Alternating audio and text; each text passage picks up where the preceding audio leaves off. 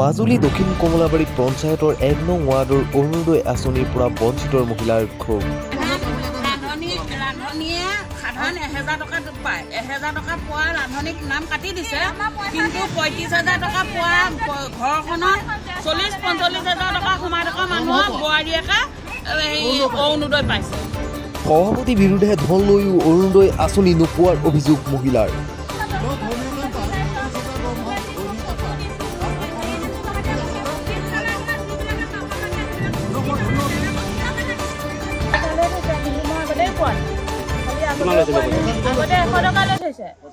আগতে ১০০ টকা লৈ থৈছে আজি। তাৰপিছত এতিয়া মোক ক'লে তই চিন্তা নকৰিবি, তোৰ নাম মই দি থৈছো। তাৰপিছত মই সেইদিনাখনি পৰহি দিনাখনি লিষ্ট চাবলৈ গৈছো। লিষ্ট চাবলৈ যাওঁতেনে মোৰ নাম নাই বুলি কৈছে। সিহঁতি কৈছে আমি কৰা নাই, এইবিলাক সেইটো তাতে কৰিছে, ডিচি তাতে কৰিছে। এইবিলাক সিহঁতি কেনেকে জানিব ইয়াত পাবলগীয়া নে নলগীয়া? সিহঁতিতো নাজানে। আৰু সিহঁতি আমাৰ এইবিলাক চাইছে। আজি মোক ঘৰ দিয়া নাই, লেট্ৰিন দিয়া নাই, কৃষকৰ পইচা নাপাওঁ, অৰুণোদয় নাপাওঁ। মোৰ মানুহটো হৈছে বেমাৰী, সেই মানুহটোৱে দিন হাজিৰা কৰি খুৱাই আছে। সিহঁতি মোক দিয়া নাই, মোক দেউতাই ঠেলা চলায়।